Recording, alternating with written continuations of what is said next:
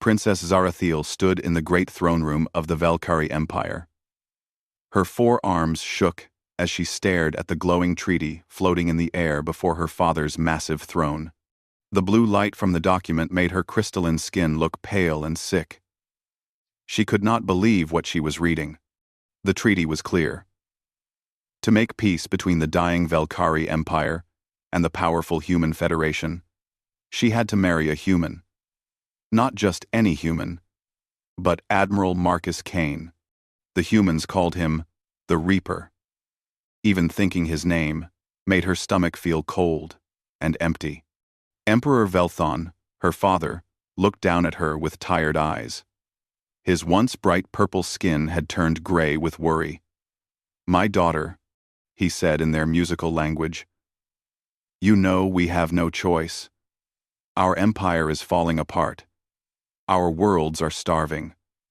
The humans offer us food, medicine, and protection. But they want this marriage as proof of our surrender." Zarathiel's skin changed from pale blue to deep purple with fear. She had heard the stories about humans. They were cold, heartless creatures who loved only war and death. They ate the flesh of their enemies. They showed no mercy to anyone who stood in their way. They were monsters wearing the faces of people. And Admiral Kane was the worst of them all. The stories about him were terrible. He had destroyed an entire rebel fleet in 6 minutes during something called the Siege of Proxima. 6 minutes. Thousands of ships turned into floating metal and fire in less time than it took to eat a meal. The rebels had begged for mercy. But Kane showed them none. He was a machine built for killing. "Father, please," Zarathiel whispered. "Surely there must be another way. Send my sister Kira El instead, or offer them gold or ships or anything else." The Emperor shook his great head. "The humans specifically asked for you. They know you are my heir. They want to break our royal line by making you a servant to their war machine." Lord Advisor Thekmar stepped forward. He was an old Valkyrie with scars from the last war. "Your Highness," he said to Zarathiel, "we have studied this Admiral Kane. He has never lost a battle. Never shown weakness. Never let an enemy live. If killing them served his purpose. The humans fear him almost as much as we do." Zarathiel's younger sister Kira El ran to her side. Kira El was only 16 and still had the bright golden skin of youth. "Sister, maybe the stories are wrong. Maybe humans are not as bad as we think."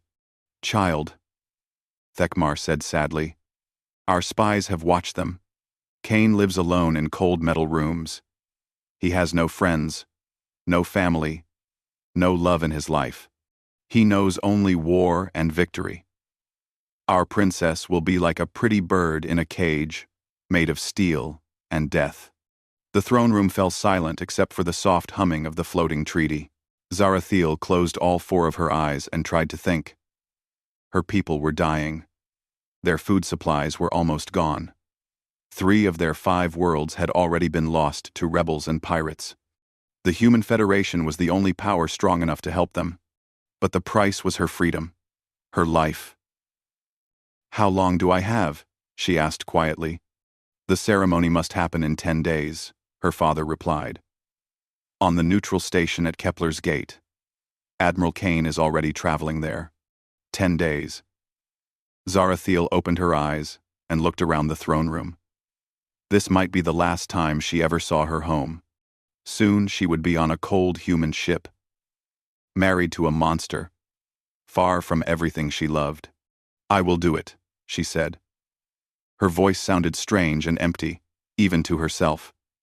"For our people, for our empire, I will marry the Reaper." Kira El started crying. The Emperor closed his eyes in pain. Even the guards looked sad. Thekmar bowed low. "You are brave, Princess. Your sacrifice will be remembered forever." But Zarathiel did not feel brave. She felt scared and small and alone. That night, She lay in her bed looking up at the stars through her window. Somewhere out there, Admiral Kane was traveling toward their meeting. Was he thinking about her? Did he even care who she was? Or was she just another prize of war to him? She had seen pictures of humans before. They looked almost like Velkari, but with only 2 arms and strange, smooth skin. Their eyes were small and dark. Kane's military photo showed a man with short, dark hair and cold, empty eyes. He looked exactly like what she expected a killer to look like. The next morning, servants came to help her pack.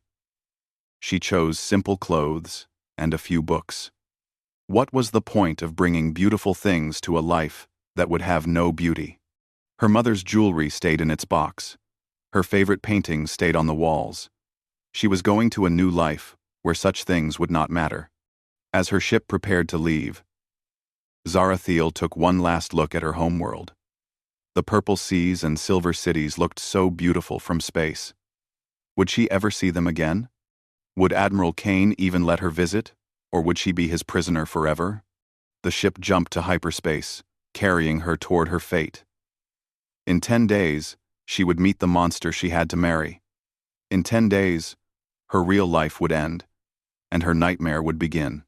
She just hoped it would be over quickly. The diplomatic ship was big and cold. Princess Zarathiel had a nice room with a soft bed and a window that showed the stars, but she could not enjoy any of it. Every day brought her closer to Admiral Kane and her terrible future. The human escort officers on the ship were polite but distant.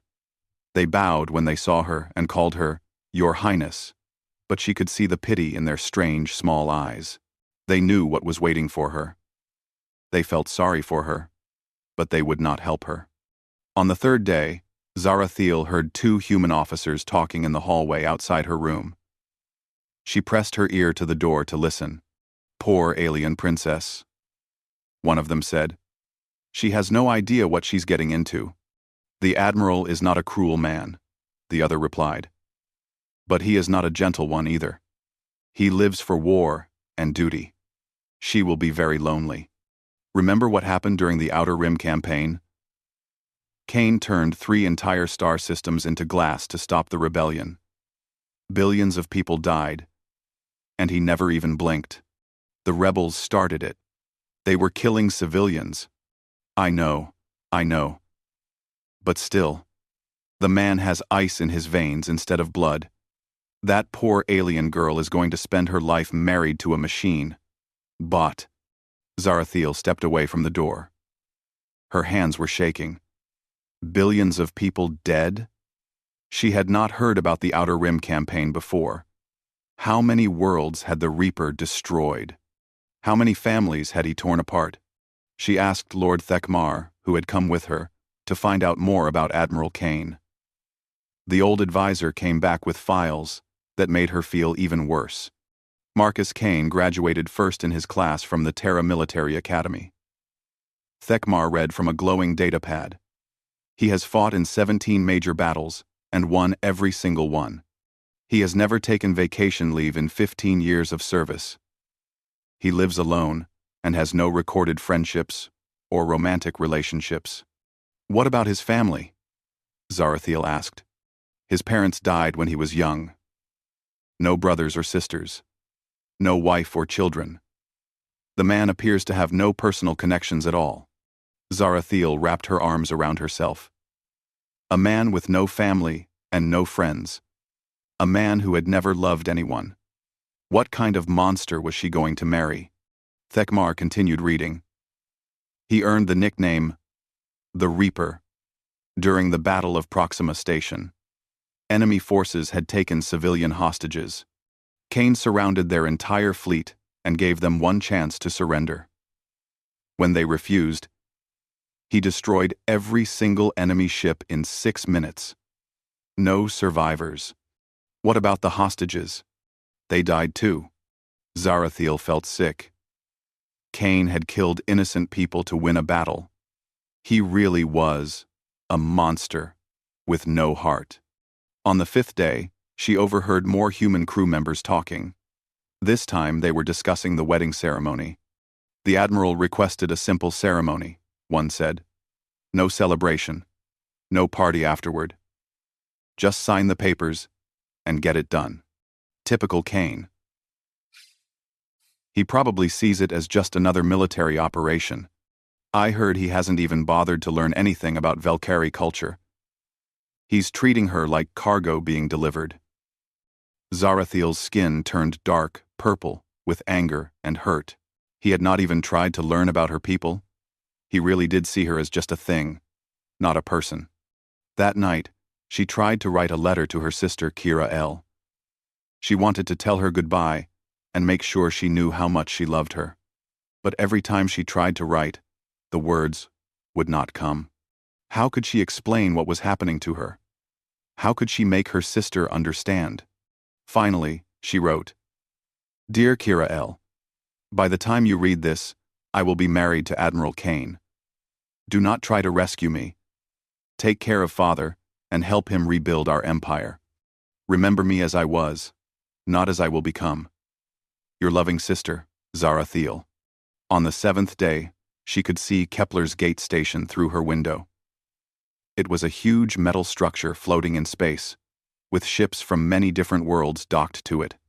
Somewhere in there, Admiral Kane was waiting for her. She spent her last night of freedom staring out at the stars.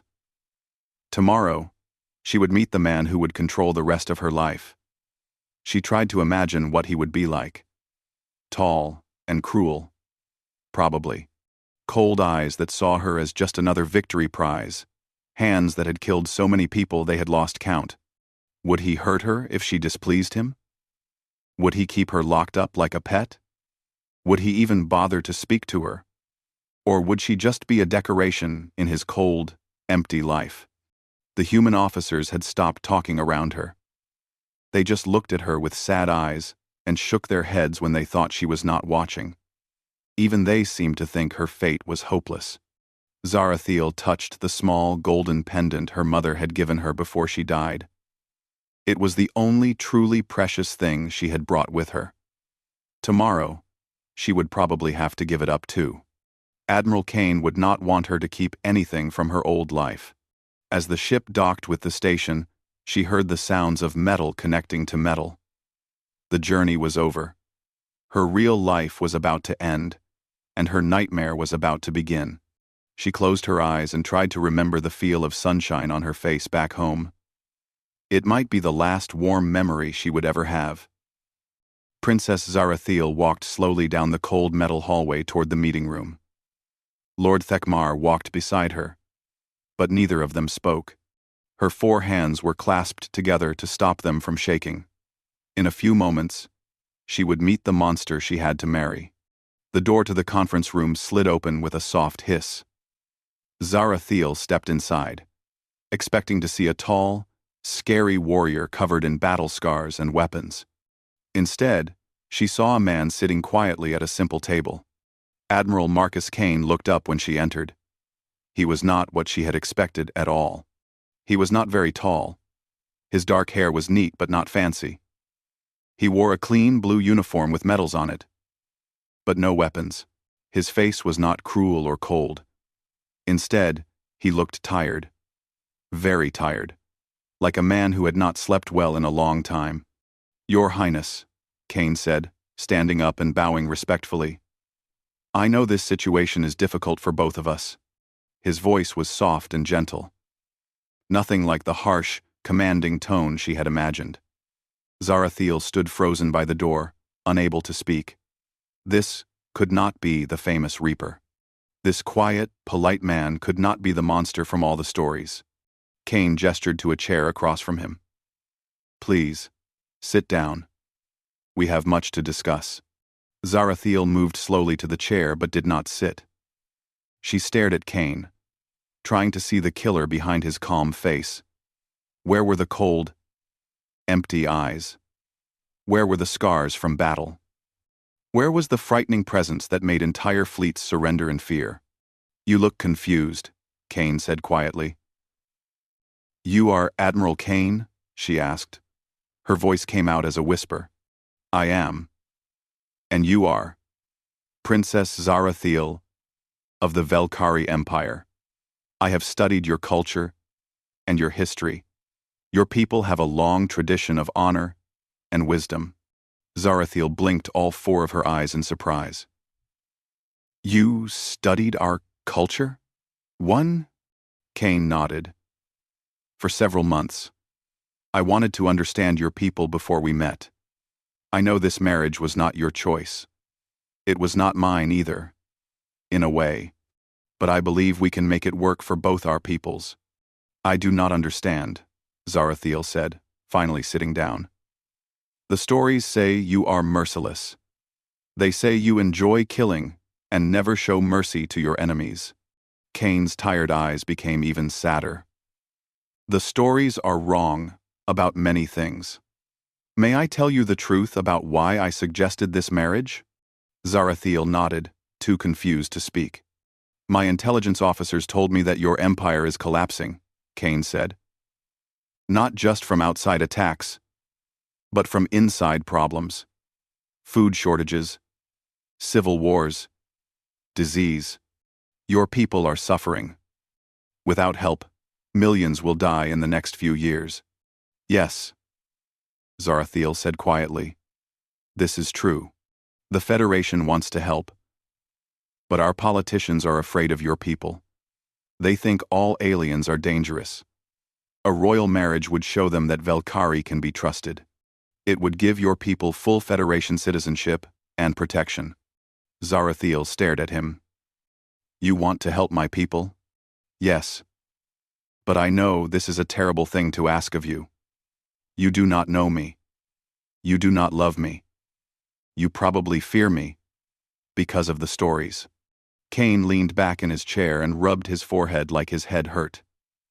I want you to know that I will not force you to be a real wife if you do not want to. The treaty requires a marriage, but it does not say what kind of marriage. We could live as friends, or even as strangers who share a house. Whatever makes you comfortable. Quote, 1. Zarathiel felt like her world had turned upside down. This was not the conversation she had expected to have, but the stories about your battles, the siege of Proxima, the billions of people who died. Kane's face became very sad. Those stories are true, but they do not tell the whole story. At Proxima, the rebels had taken civilian hostages. They said they would kill all of them unless we let them escape. I could have tried to rescue the hostages, but that would have taken weeks. During those weeks, the rebels would have killed thousands of innocent people on the planets they controlled. So you killed the hostages to save others? I made a choice that haunts me every day. 600 hostages died, so that 30,000 civilians on 3 planets could live. It was the fastest way to end the war and stop the killing.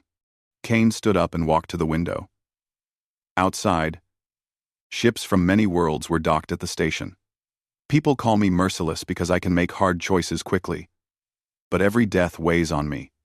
Every battle I win means families destroyed, children without parents, worlds left broken. I do not enjoy war, Princess. I fight to end wars as quickly as possible. Zarathiel looked at this man who was supposed to be a monster. He seemed more like a person carrying a heavy burden. Why did you become a soldier if you hate war? Kane turned back to her. Because someone has to make the hard choices. Someone has to carry the weight of those decisions. I would rather that person be me than someone who might enjoy it. For the first time since arriving at the station, Zarathiel felt something other than fear. She felt curious. What do you do when you are not fighting? A small smile appeared on Kane's face. I grow flowers. Earth flowers. Mostly. But I have been trying to learn about Velkari plants too. I read poetry. I study history. I work on plans for rebuilding worlds after war's end. You grow flowers? Yes. There is something peaceful about watching things grow instead of watching them die. Zarathiel sat quietly for a long time, thinking. Everything she had believed about humans, about Admiral Kane, about her future, was wrong.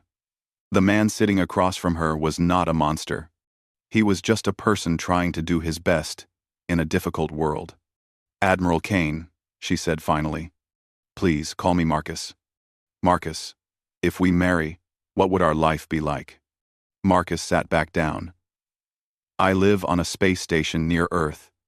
It is quiet and safe. You would have your own rooms, your own garden if you want one.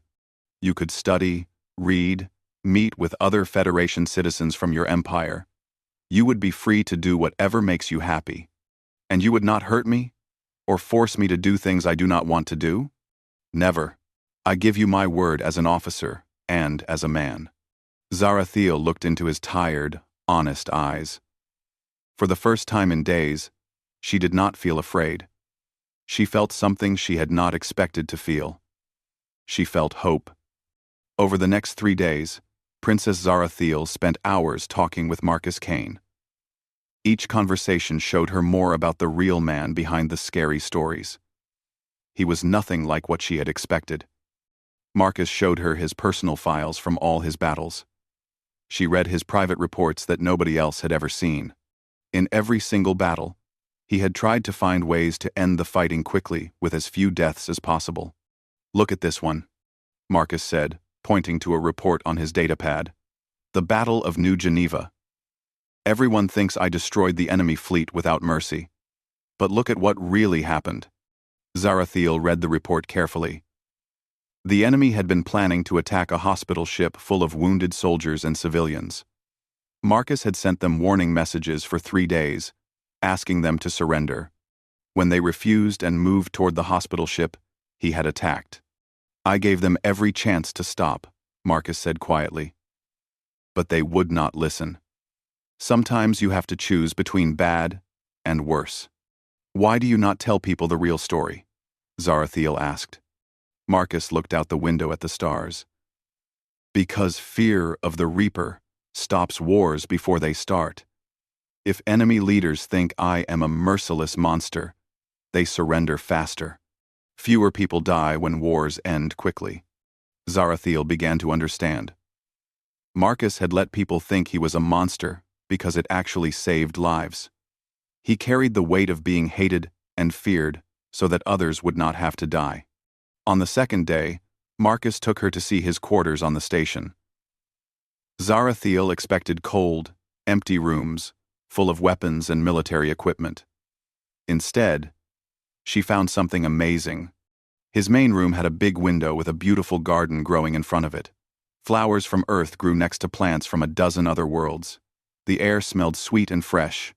Soft music played from hidden speakers. "This is beautiful," Zarathiel said, touching a blue flower that reminded her of ones from home. "I started growing them after my first battle," Marcus said. "I needed something to remind me what I was fighting to protect." His bedroom was simple but comfortable. Books covered one wall. Zarathiel looked at the titles and was surprised again. Poetry from many worlds. History books about peace treaties and rebuilding after wars. Art books full of beautiful pictures. "You read Velkari poetry?" she asked, seeing several books in her language. Marcus looked embarrassed. "I wanted to understand your culture better. I am not very good at reading it yet, but I am trying to learn." On his desk, Zarathiel saw something that made her heart stop. It was a file marked Velkari Resettlement Project. She opened it and found detailed plans for helping her people build new homes in Federation space. Schools for children, hospitals, farms, everything her people would need. "You made these plans?" she asked. "I have been working on them for 6 months," Marcus said.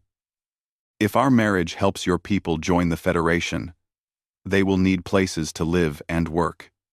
I want to make sure they are welcome and safe." Zarathiel felt tears in her eyes. Nobody had told her about this. Marcus had been planning to help her people even before he met her. The marriage was not just about politics. It was about saving millions of lives. On the 3rd day, Marcus showed her something that changed everything she thought about him. It was a private video message he had recorded after the Battle of Proxima. In the video, Marcus sat alone in a dark room. His face was wet with tears. Today, I killed 600 innocent people, he said to the camera.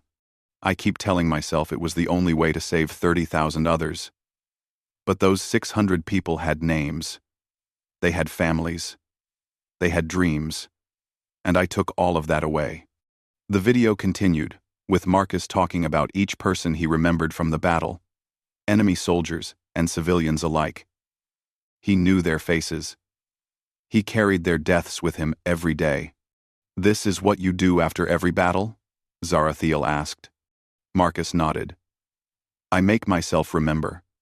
The people who call me Merciless think I do not care about the people who die, but I remember every single one. I have to. If I forget them, I become the monster everyone thinks I am." Zarathiel realized something wonderful and terrible at the same time. Marcus Kane was not heartless. He felt everything more deeply than most people. He had to pretend to be cold and merciless to do his job, but inside he was breaking apart from the weight of all the lives he had taken. "Why do you keep fighting?" she asked. "If it hurts you so much, why not stop?" "Because if I stop, someone else will have to make these choices. Someone who might not care as much about the people who die. Someone who might choose the easy way instead of the right way." That evening, they sat together in Marcus's garden. The artificial stars on the ceiling looked almost real. Zarathiel watched Marcus water his flowers with gentle, careful hands. These were the same hands that had destroyed fleets. But now, they were nurturing life. "Marcus," she said quietly, "I want you to know something. I am not afraid of you anymore." He looked up from his flowers. "I am glad. I never wanted you to be afraid. I understand now why people think you are merciless. You have to be strong enough to make impossible choices. But I see the real you, the man who grows flowers and reads poetry, and cries for the people he could not save." Marcus set down his watering can and sat beside her. "What does this mean for us? For the marriage?" Zarathiel thought for a moment. "I think it means we have a chance to build something good together. Not just a political marriage, but a real partnership. You care about my people. I care about yours. Maybe together we can find better ways to solve problems than war. You would really want to stay married to me? Even knowing what I have done? Especially knowing what you have done. You carry a terrible burden, Marcus. You should not have to carry it alone." For the first time since she had met him, Marcus smiled a real smile. Not a polite, diplomatic smile, but a smile of genuine happiness and relief. "Thank you, Zarathiel," he said. "I think we are going to surprise a lot of people." She smiled back. "I think you are right." The wedding ceremony was simple and beautiful. Princess Zarathiel wore a traditional Velkari robe of silver and blue. Marcus wore his dress uniform, but he had added a small Velkari flower to his jacket. Representatives from both governments watched as they signed the treaty papers. But something had changed from what everyone expected. Instead of a sad alien princess being forced to marry a cold human monster, people saw two friends choosing to build something together. Zarathiel smiled during the ceremony. Marcus spoke some words in her language, even though his accent was terrible. They looked at each other with respect and warmth. Lord Thekmar whispered to another Velkari diplomat. "Something is different. The princess does not look afraid." The Human Federation observers were confused, too. Admiral Kane seemed relaxed and happy. They had never seen him smile so much. What had happened during the 3 days of meetings? After the ceremony, Zarathiel and Marcus began their new life together. They lived on Space Station Aurora, which orbited Earth. Zarathiel had her own rooms and a beautiful garden where she grew flowers from her homeworld. Marcus continued his military duties, but now he had help. Zarathiel was smart about politics and people in ways that Marcus was not. When he planned military operations, she helped him think about how different alien cultures would react. When he wrote reports, she helped him explain things in ways that would not scare people. Instead of saying you destroyed the enemy fleet, say you ended the conflict, she suggested one day, as they worked together in his office. But I did destroy them, Marcus said. Yes, but the way you say it matters. People need to see that you fight for peace, not for destruction. Slowly, Marcus began to change how he talked about his work. Instead of focusing on victories and defeats, he talked about protecting civilians and building better worlds. People started to see him differently. The real test came 6 months after their wedding.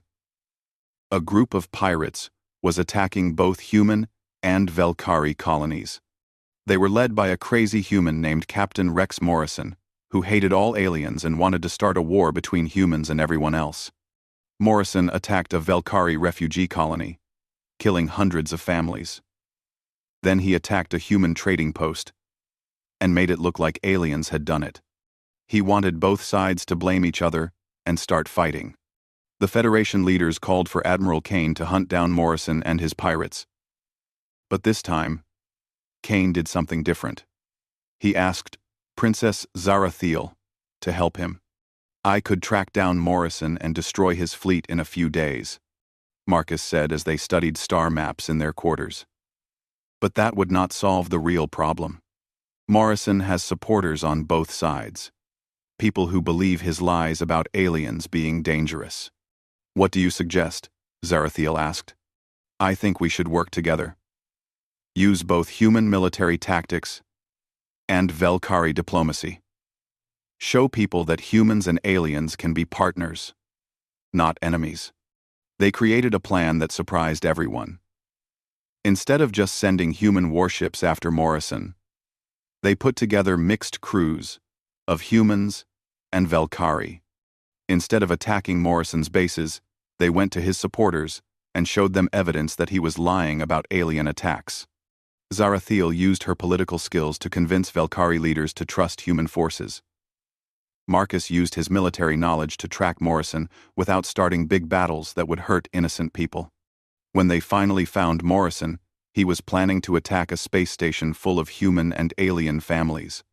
Morrison expected Admiral Kane to attack his ships directly, which would have put the families in danger. Instead, Marcus and Zarathiel surprised him. While Marcus's ships distracted Morrison's fleet, Zarathiel led a team of diplomats to evacuate the families. Then Marcus used a clever trick to disable Morrison's ships without destroying them. Morrison was captured alive. His crew surrendered when they realized their leader had been lying to them about alien attacks.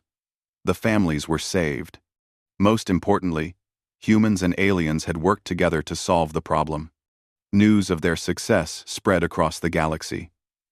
People saw that Admiral Kane was not the merciless monster from the stories.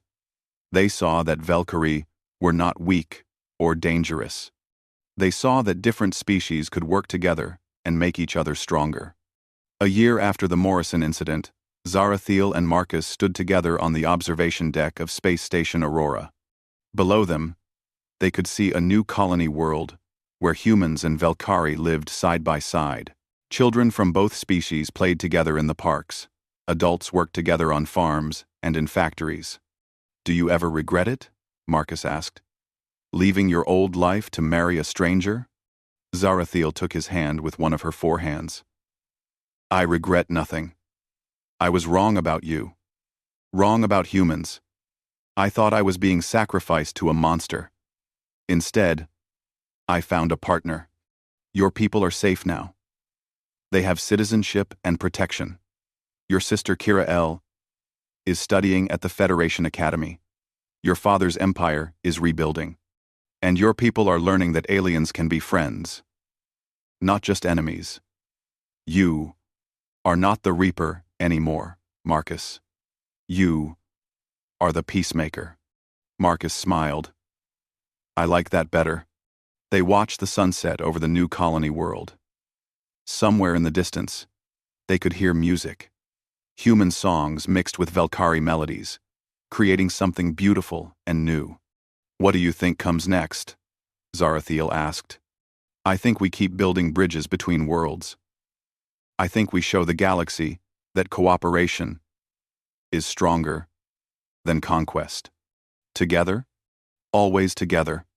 As the stars came out over the peaceful world below, Princess Zarathiel and Admiral Marcus Kane stood hand in hand, watching their two peoples build a future neither of them could have imagined alone. The marriage that had started as a symbol of surrender had become a symbol of hope. And across the galaxy, other species watched and wondered if they too could find friendship with the humans and their alien partners. The age of endless war was ending. The age of cooperation was just beginning. The princess who had dreaded marrying a monster had instead helped create a hero. And the admiral who had thought he was doomed to be feared and hated had found love and redemption in the most unexpected place. Their story became legend, but it was a new kind of legend. Not a story of conquest and destruction, but a story of understanding and peace. It was exactly the kind of story the galaxy needed.